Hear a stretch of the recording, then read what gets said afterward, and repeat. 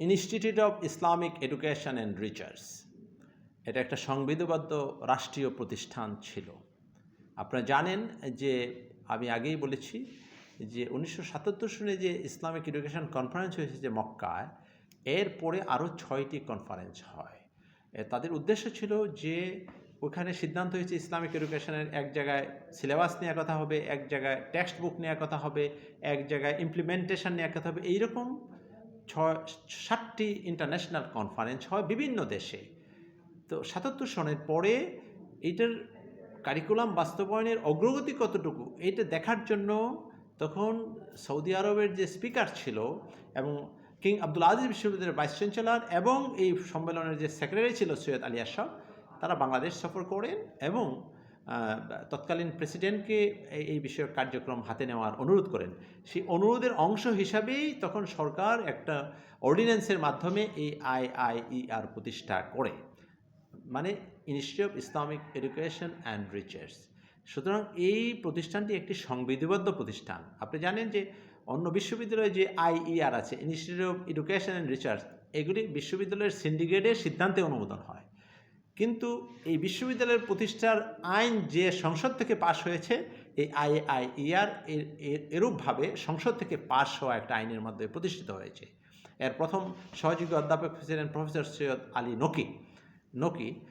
পরে যখন ইসলামী বিশ্ববিদ্যালয় প্রতিষ্ঠিত হয়, তখন তৎকালীন প্রেসিডেন্ট হোসেন মোহাম্মদ আরেকটি অর্ডিন্যান্সের মাধ্যমে, আরেকটি অর্ডারের মাধ্যমে এই প্রতিষ্ঠানকে ইসলামী বিশ্ববিদ্যালয়ের অধীনে দিয়ে দেওয়া হয়। এরপর থেকে এই IIER ইসলামী বিশ্ববিদ্যালয়ের বিশ্ববিদ্যালয়ের অধীনে আসার পরে দীর্ঘদিন এই প্রতিষ্ঠান সুপ্ত ছিল, এর কোনো কার্যক্রম শুরু হয়নি। 2005 সালে মরহুম প্রফেসর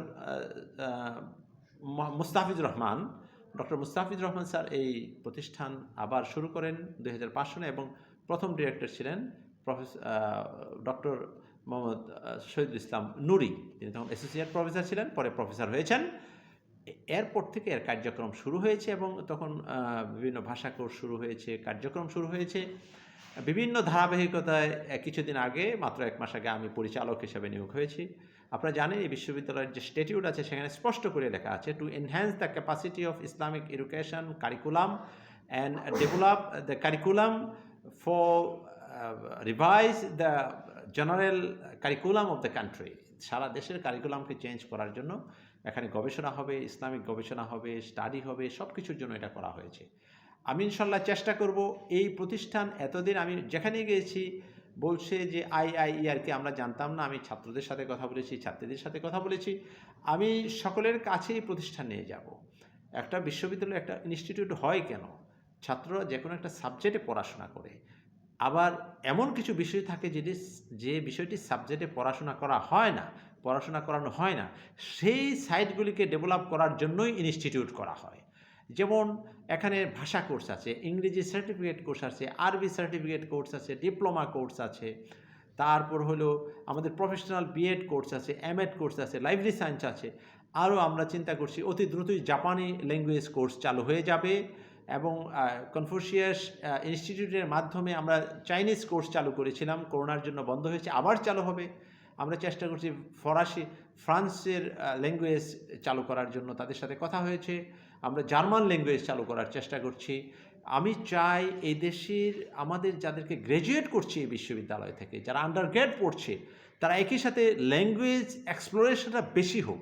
কারণ হলো এখন এই গ্লোবালাইজ ওয়ার্ল্ডে যারা নিজেকে এক্সপ্লোর করতে পারে, শুধু তাত্ত্বিক যে সাবজেক্টে পড়ছে এই সাবজেক্টের জ্ঞান নয়, সার্বিকভাবে নিজেকে এক্সপ্লোর করতে পারে, ইংরেজি বলতে পারে, আরবি বলতে পারে, ফরাসি বলতে পারে, ফার্সি বলতে পারে, তাদের আন্তর্জাতিকভাবে তাদের ডিমান্ড অত্যন্ত বেশি।